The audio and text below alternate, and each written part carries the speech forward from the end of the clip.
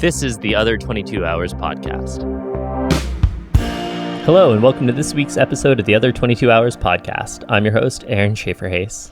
And I'm your other host, Michaela Anne. And since this show is still relatively new, thank you for coming back if you're a returning listener. And thank you for checking us out if you are brand new. For those of you that are returning listeners, we love hearing your feedback. We read all the messages we get and all the emails we get. If you haven't yet, please consider taking 10 seconds to just rate us on your listening platform of choice.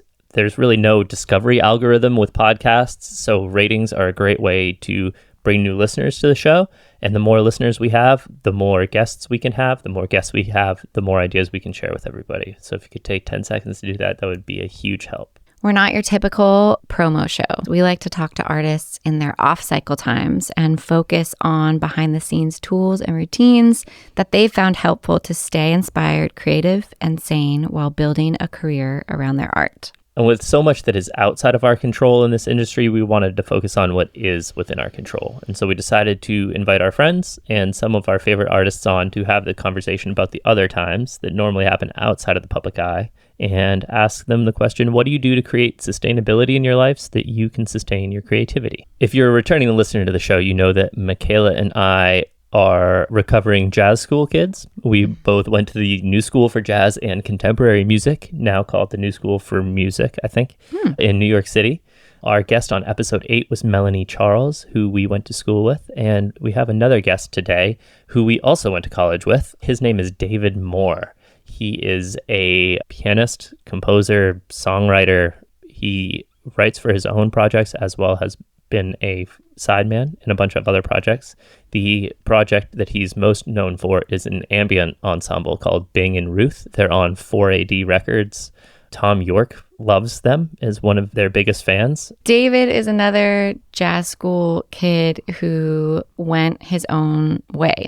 He didn't stay in the jazz music world necessarily. As you mentioned, Bing Ruth is an ambient experimental music, but he also has an old-time band, the Pile Drivers. He's very passionate about old-time fiddle music. He mentioned he has a psychedelic alt country band. Yeah, we did a poor job as interviewers on this because I'm not sure if he's referring to this songwriter project where he writes lyrics and sings called Pepper Johnson, which is available on Bandcamp. But yeah, he's, to me, is a really creatively curious person who has not stayed within one lane.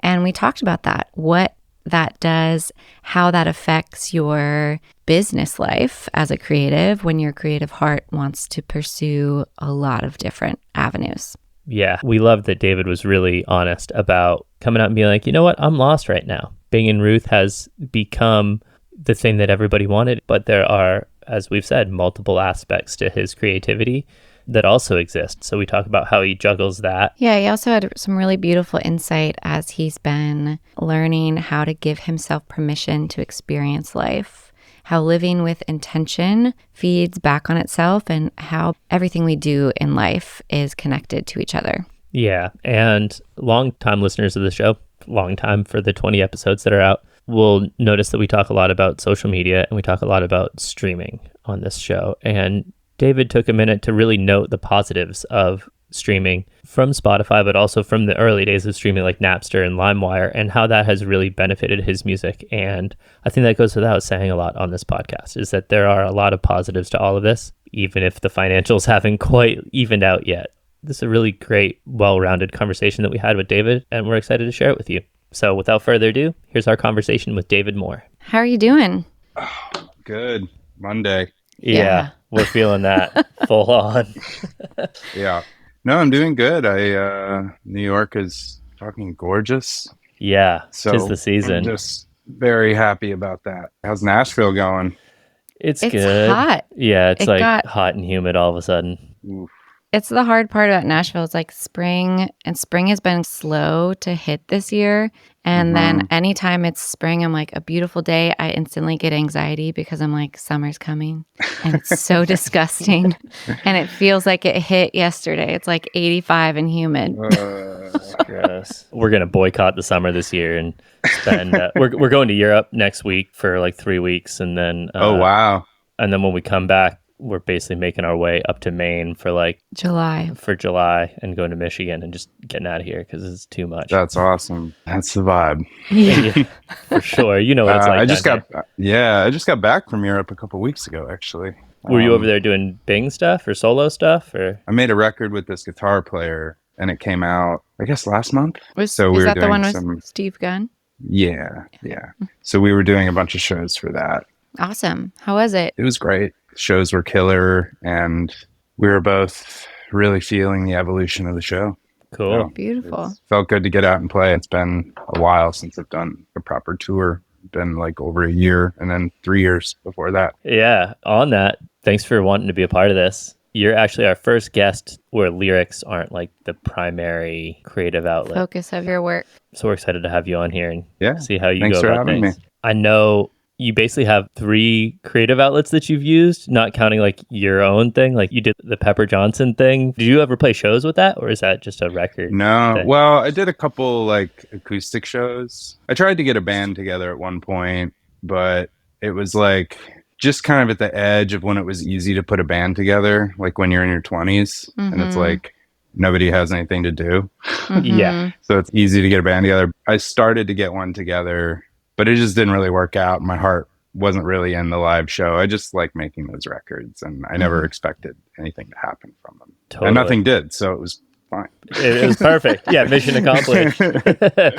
Yeah, and the other one's the Pile Drivers, which is Pile Drivers. rad. I assume there's not much happening with them currently because everybody's scattered. Is that? Yeah, that's the theme of my musical life at the moment, is everybody's just scattered. I'm the last man standing in New York. Yeah, I feel that. Yeah. But you left New York for a little bit, right? I During the left New pandemic? York. Yeah, my wife and I moved down to Black Mountain, North Carolina, just outside of Asheville. And we had 5 acres on top of a mountain. We were at the end of like a 2-mile, 1-lane gravel road situation. Very isolating. It was great for refilling my cup, I guess. But it wasn't great for giving me places to pour that cup out. Gotcha. Yeah. Was that a pandemic move, or were you guys looking for a place? That was a pandemic move. I mean, she's from North Carolina, my wife is, and she lived in Asheville before. We were looking for a place in upstate New York during the pandemic. It was just completely insane. I got basically laughed out of a realtor's office. And then, we found a place on Craigslist and just took a chance in Black Mountain. And our apartment's very small, and around month 8 of the pandemic, we were like, we've got to get out of here. And then our dog died, and then we were like, we need a change of scenery. Yeah. I totally get that. One of my main reasons why I wanted to get you on here and ask you questions is just witnessing some of your creative process around like all the Bing and Ruth music, and how you've taken intentional time away from New York and away from your normal situation to create for that project. I guess I'm mainly thinking of like the time that you spent in Winters working on, I guess it was 2 records ago. Yeah. Working on the Farfisa record, right? The transistor organ record. Is that something you've done for a while, or was that a similar situation where you're like, I need to get out of here to get these songs out? I've always had a really interesting relationship with working at home. It's been more difficult for me, I think, for the reasons that you would expect. Home is full of love, and home is full of wonderful things, but all those things can be very distracting. So I've found it's not that I was like, I'm going to go to California to write all my records, but it's just kind of ended up that way. I usually end up in California somewhere. Winters, which was in Northern California, or LA. I wrote most of the organ 2 records ago in Point Dume, Malibu, which was really beautiful. And I just find that like kind of posting up somewhere for a couple weeks away from home is just so creatively stimulating for me. And sometimes I don't get much out of it, but sometimes I do. And most of my records have been written that way, in these spurts.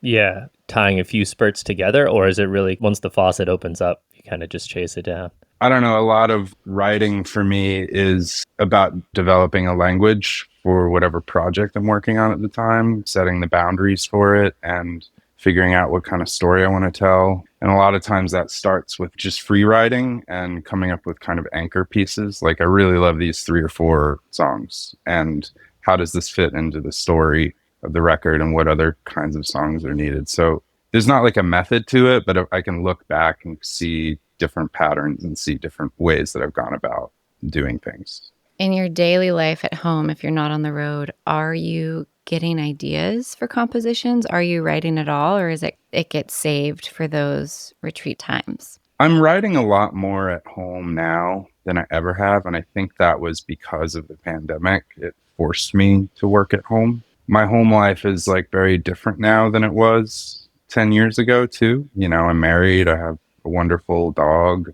I have a lovely home in Brooklyn and friends. And being home is a very different experience than it was. I've been trying to channel that energy into working and figuring out how to write and create in my home zone, which I think is going to be really vital for the next 10 or 20 years that I'm going to be working. I can't just ship off somewhere for weeks at a time, which is fine. I love where I'm at right now, and I love the process, but I'm still working on kind of carving out time of like, okay, I'm not going to run to the grocery store. I'm not going to answer emails. I'm going to focus for 3 or 4 hours. Yeah. I find that so challenging. And living in Nashville is interesting because so much of the songwriter culture is like people are writing and co-writing every day, or that's what it feels like I'm perceiving everybody's doing. I realized we had a conversation last week talking about traveling and trying to turn off and really have a real vacation and not be always in writer's mode. And I've since then been going through so many of my songs of like, oh, I wrote that song, started that song on that trip, or that song came on that trip, or how much for me writing and creativity comes from being elsewhere. And I have such a hard time writing at home. And now that we have a 2-year-old, it's harder for me to be like, I'm going to go away for a few days and just go write, and also reconcile that I probably do need to do that and have a partner that would support that, because this is my job and I need to make more music. Now that I have a child, it's this weird, like, is that really self-indulgent to be like, I need to go away for a few days so I can write? I think that's sometimes one of the many challenges of living a life that is built on your creativity and dependent on your creativity, and what things you need to do to nurture it. That can sometimes, in a more like capitalist driven society, can seem like, okay, you're really self-indulgent and needy and whatever, all those kind of things that go through my head. No, I feel you. I think about my sister, who is a pretty high up finance person for a startup, and she has 2 kids and travels all the time for work without even thinking about it. There's something there, I think, not just with your travel schedule, but just in general, like trying to like release guilt that you might feel because being creative is so much fun. Sometimes it's hard to justify having that if you have other responsibilities. At the end of the day, you're right. I always hate using this, but it is a job, and it does require things of you. Yeah, it's funny how putting the job label on things helps prioritize it. You know, which is like the whole dichotomy of why we're having this conversation. It's like, how do we balance these two kind of disparate things that are really based on the same thing, which is creating? And it's just strange that, I guess, in our society, putting the label job on something, oh, no, this is important, this justifies this and this and this. Besides just white knuckling the prioritization while you're home, have you found tools that make it easier to prioritize your writing? Maybe even just plain exploration of ideas and like new language while you're at home, things that you would do in California? Yeah, you're getting at something interesting here, which is process changes over time, and it changes as we get older, and it changes as we get further along in our career, art life, whatever you want to call it. So I feel like I'm constantly facing new challenges in terms of my workflow, like what's working for me now, and trying to build out that focus time at my instrument becomes more of a challenge as I get older. And it's been that way since I was 18. Every year that goes by, it gets a little bit harder to like turn the world off and focus on your craft. So for me right now, I struggle to find that balance sometimes. If you guys have any tips, let me know. Yeah. You know, it's funny, when we talked about doing this podcast today, I was worried that I still feel lost. It's constant troubleshooting, constantly trying to figure out, that really worked. Why did that work? That didn't work. Why didn't that work? some days you can sit down and write 10 songs, and some days you can play for 10 hours and write nothing. It's hard to wrangle. Yeah. The thing that's really deflating for me is this worked last week. Why is it not working this week? It can be that quick. It's fleeting. I also think part of the reason we got the idea to want to do this podcast is I think most people feel the way that you just described. Because of the pandemic, of everybody's life changing, we kept having all these conversations with friends who were reevaluating everything because we were all on treadmills doing our path, and then it all got taken away. And we felt like as it started coming back, we would talk to more and more people behind the scenes, and it would be like, yeah, I'm back in it, but I'm struggling with this, or I'm struggling with this, or just more searching and questioning. And meanwhile, it doesn't look like that when we look on the internet and kind of see what we all present to each other. We want to have these deeper, real conversations. We're all in our 30s, mid to late 30s, and where we've all been in this for 10, 15 plus years and really seen, like you said, process changes and approach to your career changes, idea of success changes. So when you're in your 20s and you're really like, I'm going to do anything I can where my whole life is focused on music. And then you continue on in life and you realize, oh, I like having a family and a partner and a dog, and there's all these other things I want in life, but I also want to keep this going. But there's all these shifts that need to happen.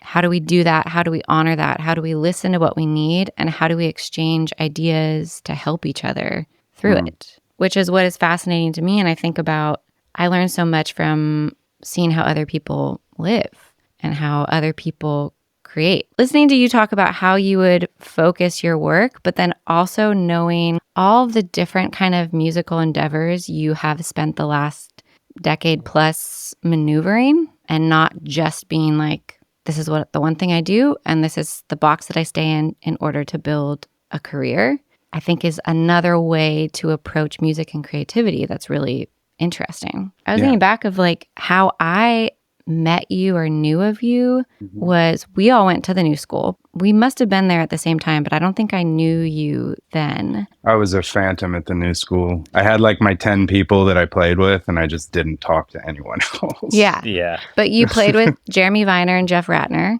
and Jeff Ratner's Aaron's very close friend. We started dating. So then I got to know Jeff. And so I knew of you from the jazz school. And then I started working at None Such Records, and Ronan, who did the Wordless music series. Wordless music, yeah. He told me about you as someone, for some reason, he was like, I think you should know this guy, David Moore. And then I became friends with Kristen Andreasen and the old time bluegrass world in New York. And you're like, what the fuck? He's here too? Yeah. I was like, this guy is everywhere. Yeah. So is that inspiring to you? Have you ever thought, maybe I should just focus on one thing? Or is it, no, my creative heart wants me to have all these different avenues, so of course I would do this? You're getting at probably one of my biggest struggles throughout my career, which is that I've always tried to make the music that I'm really passionate about and not worry about genres. I'm really passionate about old-time fiddle music. I play banjo, and I have an old-time band, the Pile Drivers, and I play a ton of old-time music, and I do psychedelic alt country music under a different name. And the issue that I've had in my career is that Bing and Ruth became everything. We got signed to a really big label, booking agents, management, the whole thing, which none of my other projects had. They're just completely independent. So Bing and Ruth took off in a way that I really didn't expect. And the way I explain it to people is like I'm a chef and I create lots of different dishes because I enjoy creating lots of different dishes. And then somebody came through the door one day and said, I just want you to do that and cook only that dish. That's my favorite dish. And I was like, great. Somebody wants to pay me to like make this dish that I've been making for free for a decade. Awesome. But then it wears on you, and having my whole life focus around just one part of my artistry was hard on me in ways that I didn't expect. And I'm not shirking responsibility here. I stopped doing some of the other stuff for reasons that were within and not within my control, people moving away. But also like, this is the thing that's bringing the people in and paying the bills and doing that. So I guess I better focus on that. And at the end of the day, everything suffers when you're not true to yourself and what you want to do. And the issue that I'm having right now, and, I don't want to reveal too much because this could all change tomorrow. But one of the issues I'm having right now is I've basically written enough material for 3 new Bing and Ruth records at this point. I recorded a record, actually. Me and Jeff and Jeremy recorded an album about 1.5 years ago, and I shelved it. I didn't like it. Right now, I'm in a very experimental mode, putting the experiment back in experimental music. And part of doing experiments is they don't work. I think right now, I'm just thinking a lot about what am I passionate about? What are the things that get me moving? What are the things that get me really excited to work in the studio? And just follow those ropes and not worry about, oh, well, Bing and Ruth fans like this. I don't know. I put out a weird record for the last Bing and Ruth record that was very different than any other ones we've done. So I'm super proud of that, and we'll see where this next thing goes. Yeah. Since Bing and Ruth has the machine around it, did it take some muscle from your end to shelve that record? Or does, the team surrounding Bing and Ruth understand that and support your decisions? I didn't send it to anyone. No one knew I made it except the people who made it with me. My wife heard it. Even she was like, this isn't your best work. And I was like, I know. Oh. And at this point, I really don't have any interest in putting out records that aren't the best record I've ever put out. So yeah, understandable. The material that you wrote for that record, is it still on the table to re-record? Is it a compositional thing or is it a performance thing? Some of the tunes, I think, have a lot of potential. But maybe one song we recorded, I was like super excited about, and I felt like this is it. But it was also very different. So that was tough, but it was also freeing. It was basically most of the music that I'd written while we lived in North Carolina for Bing and Ruth. I wrote a lot of other stuff in North Carolina that I love, but has nothing to do with Bing and Ruth. Do you get pressure or questions from your team, your label and management of, because of business stuff, I need to record a new record? Yeah. Yeah. I mean, it's when you make a living and everything is in these cycles, the more pressure from that I feel, the harder it is for me to write. So it puts me in a pretty dark place. Yeah. That seems really common. And it's even worse with, I don't know, I saw a post the other day that was just like, the way that we consume music, the business, the industry now being focused all around streaming. And not just streaming, but algorithms. I've heard the word algorithm so many times. You have to feed the algorithm. If you don't, every time like you're a few months out from an album release, then all your numbers start going down. So you need to feed it.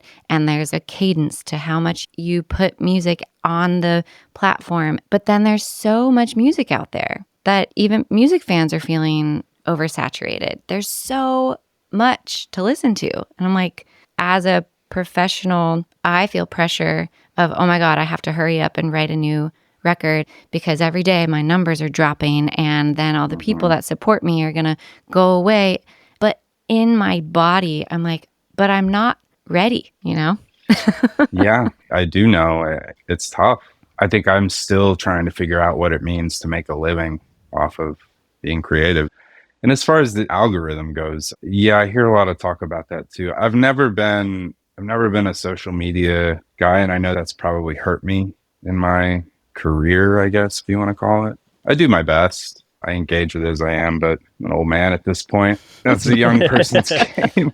Yeah. The generational divide is crazy, but there is a ton of music out there right now. And I don't know, the way albums are rolled out, like it's very much... It just feels like the same playbook, and I'm just bored of it a little bit, where it's like, well, you announce the album and you put out one song, and then you stoke the fire again 4 weeks later with another new song, and then you stoke the fire a week before release, one more final new song, and then the album comes out and it's all everybody wants to talk about for 48 hours. Yeah, exactly. It feels stale before it even starts. Yeah. And to be fully judgmental, I notice a lot of labels just don't give a shit anymore. And they seem to be out of ideas and they're like, we're doing this.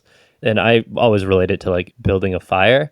They get their scrap paper together and they put like a little kindling A-frame over the top and they light it and they're like, cool, if this turns into a raging bonfire, we'll throw more wood at it. And you're like, that doesn't work that way. Like, it's gambling. Running a label's gambling. For sure. And, if you're really good at gambling, and you know when to throw your chips down. And I've been lucky to work with a couple really good labels that seem to really value the art side of things and stand behind you. You know, the label that I was on, I finished my current deal, so I'm actually without a label at the moment, which feels really good and freeing. But I'm out of my last deal. A lot of really good things to say about my last label. And one of the things is they did stand by me, even though I wasn't selling the records that The National were selling and Big Thief were selling. And I was probably one of the lower selling artists on the label, but they supported me and they gave me a lot of resources to do my thing. And I really appreciated that. Yeah, that's great. That was kind of like the subtext of what I was saying, is that kind of wait and see approach from labels. What's happening is that it shelves somebody's art. It doesn't allow that art to reach the audience that maybe it should reach, or people that want to hear it. Yeah. We have favorite artists that put out records that we just don't hear about because there's so much going on. I'm on Yep Rock Records out of North Carolina, and I think a lot of labels are also dealing with whiplash of constantly trying to figure out, how do we promote records anymore? It's challenging for everybody. I think labels are like, oh, okay, we promoted records by our bands and artists going on tour. Oh, that went away. Okay, because we lost record sales when streaming became it, and you have to stream millions and millions to make any money to recoup the spend, and making records still costs a lot of money, and promoting records still costs even a more lot money of than money. it used to. Yeah, publicists cost more than actual recording of records most of the time. Like, I think everyone's trying to figure out how to get music to people. Also, music journalism is going through a bunch of fuckery now. So I think the industry is kind of in upheaval, and I think everybody is really trying to figure out, like, what do we do to feel good about what we're making, make it in the time that we want, and like just make a living. Not even trying to get rich. Like, Yeah, I know. Just survive comfortably.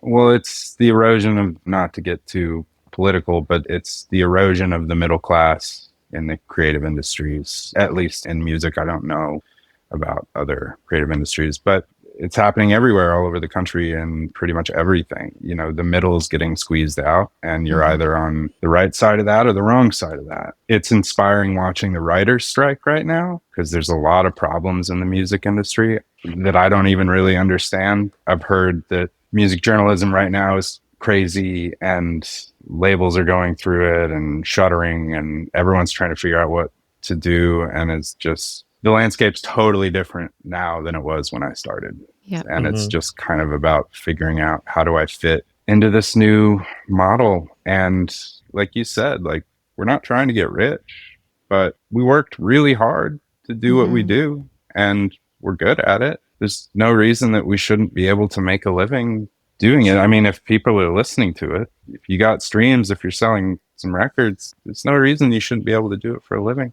Yeah, exactly. We had this same conversation with Lola Kirk, who straddles the line between music and film. And so she kind of sees two different industries, and, you know, explicitly talking about the music industry and how you're either struggling or you're Taylor Swift, and there's not a lot of room in between, it feels. Yeah. One thing that's interesting is that people are a lot more open about it since the pandemic. I've had a lot of conversations with friends that are like, man, I'm really, really struggling right now. People can't pay their rent, can't eat. I've never seen it quite like this before. And brilliant people that should just be given all the money in the world to do what they do. That's tough. People in some other countries that have a more robust arts council, for instance, would be able to receive grants or assistance to spend more time creating and less time being like, how am I going to pay my landlord? Yeah, I had a drink with a mutual friend, I'm sure, Tommy Crane, the other day. And he's been living in Montreal, and he's a U.S. citizen, but he's basically been living off of the drippings of the grant system. You know, people get these grants to make records and hire him to make the record. And just hearing about the grant scene in Canada, it's inspiring and infuriating. Yeah, absolutely. I mean, just because we have Europe on the brain, because we're about to leave. The last time we were in Stockholm was like right before the pandemic, and we met a pedal steel player there. He was American, but his wife was Swedish. And he had been in Sweden. He moved there from LA. He had been there for less than a year and was on 1 year paid paternity leave. As a self-employed pedal steel player. Yeah.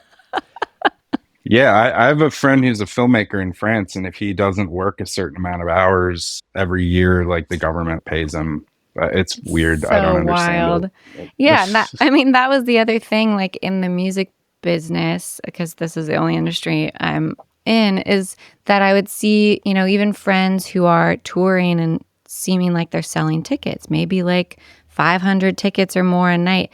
And then I would have the conversations and hear how much money they actually lost on tour because of everything. And so even the people that I look at and think they're succeeding, they can sell more than I can, they're also still in debt and losing money and scrambling to figure out, okay, I guess I got to do a solo tour in between or hustle some of the side gigs when I come home, because they're still not making money because everything costs so much. As someone who is constantly trying to get to truth, maybe that's the entertainment industry and that's what I'm at odds with, but I'm like, this feels like we're all putting forth this facade that's so not real. Maybe how you said you're feeling bored and sick of the cycle, I'm feeling bored and sick of that aspect of entertainment. I have had a big shift where I don't feel like I'm an entertainer. I'm like, I'm a storyteller and I tell stories through songs and connect with people. I'm not an entertainer. Yeah. Again, I think that people are being a little more open about that sort of thing now. I've needed to do things to supplement my income in the last few years as we come out of the pandemic and a couple years of living off savings, not being able to tour and sort of depleting that. And New York is just crazy expensive. So I actually do like video editing for 10 hours a week just to close the gap. And I'll just be honest about that. And I'd like to see everybody being more honest, because the only chance we have is if we all work together. Again, like, not to bring up the writers union again, but to bring that up, like, it's inspiring to see what happens when everybody gets together and is like, wait, this is actually pretty messed up and we need to like demand some change. I'm not the one to lead that, but I'll sign any piece of paper you want me to. I'll go on the street and I'll hold a sign. We've talked about this on here as well, of this kind of idea of, okay, I can be proud if no matter what, I'm making my money at the end of the day from my music. And that I struggle with, because I'm like, yeah, that's great. But I don't think that those of us who supplement our income otherwise should feel like that somehow has some say on our artistry or our validity as a member of the music community or our level of professionalism. I've always worked other jobs. My other job is still music. I do songwriting coaching and teach lessons. That work gets fed by my putting out records and having fans of my music who want to work with me. But if I took that out of the equation, I wouldn't be able to live off of just playing shows. I often have to supplement my tours to pay for tours. Yeah. The most genius musician I know works at a wine shop. I think we know who you're Yeah, he comes to mind often. Well, aren't there also like legendary stories of Steve Reich or John Adams or in the early days, where even when they've had big pieces performed and produced and recorded, and John Prine being a mailman, if there's no shame in that at all. It's a really weird industry that, distilling it down to like purely business terms, our product is recorded music or music, period. And to make a really great product takes a lot of time, but there's no way to close the gap when you're taking the time to improve your product. You have to then take on other things. It's a business and an industry that currently incentivizes fast fashion in a way. How quickly can I turn out the stuff that is mass market, easily consumable, raisin brand, easily forgettable. For everybody. Exactly, easily forgettable. My dad's a woodworker, so you think about custom-made cabinets or furniture or staircases, all of these things that take an insane amount of craft that I equate to the level of the art that we all make and our community makes. But it's such a high ticket item, and it validates and supports the time that it takes to create that product. But that's just not possible, at least in the American system. Again, grants can close that gap and can allow us to create a better product in a way. But I don't see how that's possible currently. I also want to be really conscious of sounding bitter in any way, because I think that the nature of how the music industry has always operated is that it changes. I benefited greatly from the sort of tail end. Napster was before I'd started putting records out, but like the early streaming Rhapsody, like the later file sharing LimeWire and stuff. And then when Spotify hit, I saw a lot of advantages from that. So that transition worked really well. As it's settled, as the business model is settled, it's become harder. But I also just think I'm really inspired by what young people are doing right now. There's a few musicians out there that I'm just, okay, we're going to be okay. And watching them navigate the business is like, oh, so many of my complaints about the business side of things come from like, things aren't what they used to be. That's what I know. Totally. And that's fine. And I have legitimate issues with, I'm not like a guy who puts songs out all the time. The way things work now is you kind of got to do that in order to please the algorithm or whatever. Some people do that and some people do it really well. And that's some people's thing. I use Apple Music because I'm old school and I like pick out a record and put it on and listen to it all the way through. And that's what I like to do. I'm not so much of a playlist guy or discovery mix guy, even though that's cool too. I meet fans at shows all the time that found out about me through discovery. Like, there's real positives to that side of thing too, but making the economics work is tough. Yeah, thank you for saying that. I agree too. Like the fact that the predominant model these days is that everybody has every song ever in their pocket that they can listen to at any time is really incredible. And I find hope in that as you look back over the medium that music is released on, it's changed like every decade and it's sped up in the last 20 years. Vinyl to cassette, which is a little bit easier, to CD, which is a little bit easier, MP3 player that you have to like download and put it on, to streaming. And as far as like a distribution and like a medium, I've tried really hard to think like where it could go from here. And I don't think there is. It's going to be implanted in our brain next. Yeah. Right. Matrix upload, think about it and it plays. But in the end, it's streaming. It's just streaming to your brain instead of your phone. But my hope is that model of distribution, the industry can coalesce around that stability. You know, now we'll just get a different mix of Abbey Road every 4 years to satisfy. Which I'm here for, honestly. I've been really forcing Abbey Road on the Beatles on our daughter lately, and she's settled on Abbey Road, which is fine. And some of those new mixes are pretty amazing, actually. Yeah, I know. That's always been, I'm a Beatles freak, so the early stereo mixes drive me insane. Where the drums like are you just listen to all the original, over here. like Ticket to Ride, like the original stereo mixes. The drums are here. I don't know. So I really appreciate the remasters and the remixing going on with the Beatles catalog. For sure. I wanted to circle back real quick, and you mentioned that there's a few younger artists that you really admire, like what they're doing and how they're navigating things. Can you name a few of those people? Yeah, one artist that I've befriended, and he just sent me his new album, and it's incredible. He's a guitar player named Hayden Padigo. You might be hearing more about him, but he just signed with Mexican Summer. I don't know that much about it, but I know that he's great, and I know that his music is great, and I see him navigating social media in a way that feels really genuine and doesn't feel like I'm doing this to like please the algorithm and all that stuff. Like he's just a genuine weirdo. I really appreciate how he is making instrumental music right now. I mean, instrumental music is one of my big passions. I love singing, obviously, but I don't know. I'm really coming around to instrumental music, not just in ambient or classical terms, but in like country terms and like rock terms. I'm really enjoying that. So yeah, Hayden is great. I just befriended this free jazz sax player named Zoe Amba. We did a couple festivals together in Europe a few weeks ago, and she's just insane. She's 22 and just one of the most brilliant saxophone players I've ever heard. So she's great. Those are like a couple people that are really inspiring me at the moment to like be like, okay, we're going to be okay.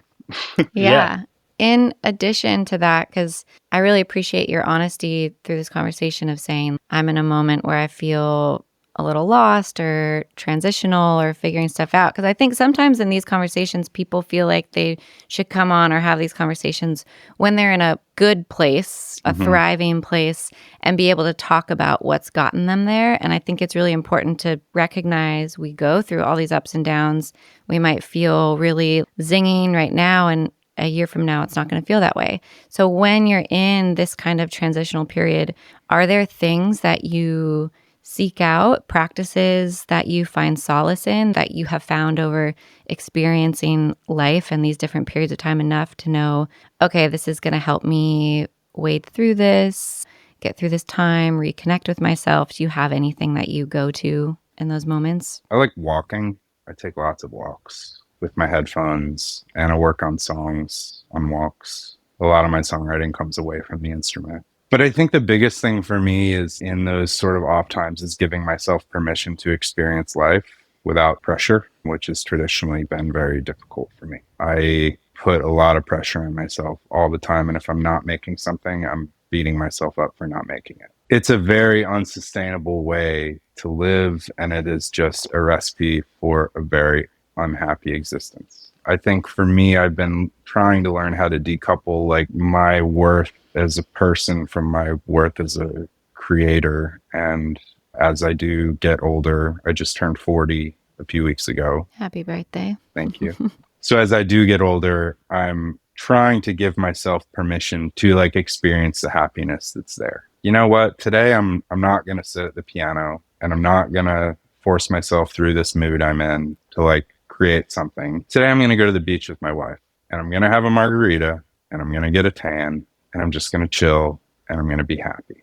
And once I started doing that, I'm still working on it, but once I started doing that, it freed up a lot of places in my mind to like, when I do go back to the instrument, I just feel so much more full and so much more capable of creating something of value instead of creating something that I need to like make me not feel crappy. For a long time, the happiest moments of my life were when I wrote a song I really felt good about. Now, the happiest moments of my life, still when I write a song I feel good about, but also laying with my wife and dog. And it's a balance, but I'm learning every day, trying to figure it out. It's a practice.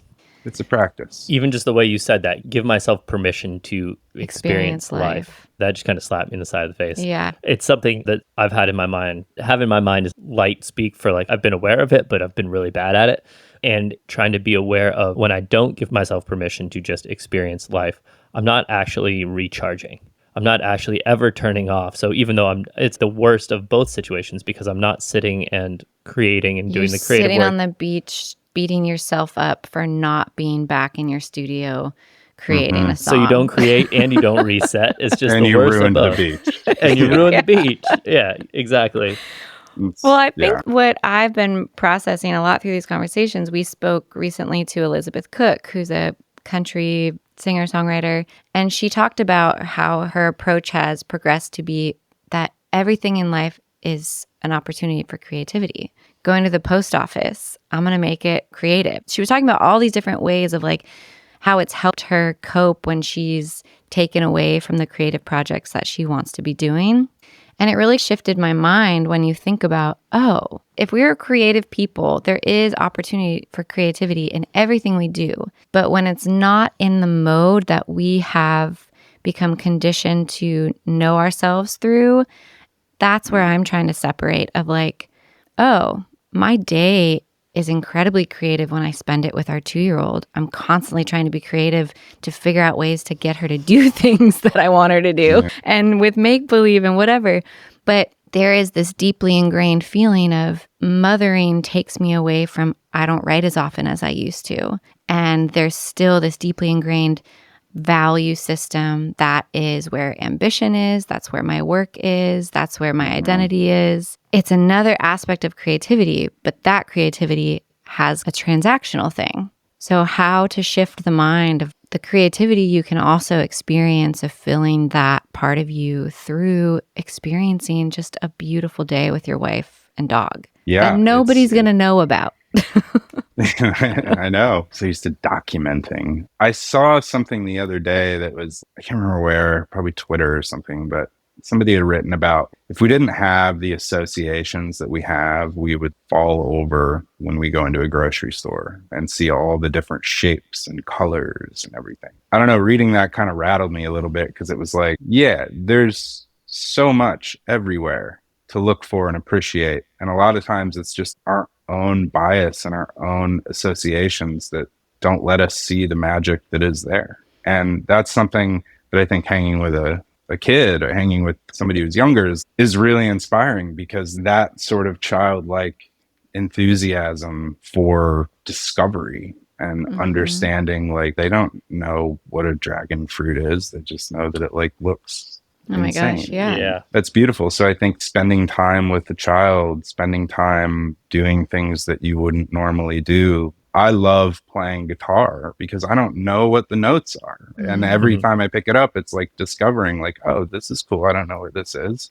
And there's really something to that. Everything you do in your life, if you approach it with intention, it all feeds back and it's all part of the same soup. And I think the danger that we can get into as creatives is that we stop recognizing it. We start thinking that everything is siloed, and this is the part of my life that is for creating music, and this is the part for being a good mother or father, and this is the part for taking care of the finances. And I think that everything is like much more intertwined than we give ourselves credit for. And sometimes taking time to spend it with things that fill you with love and appreciation is the best thing you can do for your art. Absolutely. Yeah, that's a beautiful way to end. Yeah, I can't think of a better way to put a bow on this conversation than with that. These conversations are something we've found like really refill our cups, just being able to see inside the brains of these artists that we really admire. So thank you for sharing with us what you do. And yeah, thanks for having me. This has been wonderful. Thank you for listening to this week's episode of the Other 22 Hours podcast. You can find more info on this episode, including links to things that we talked about, by going to theother22hours.com and clicking on episodes. Reviews go a long way in getting our show in front of more listeners. So if you enjoyed today's episode, please take a moment to go leave a quick review wherever you listen to podcasts. And we'll see you back here next week for another episode.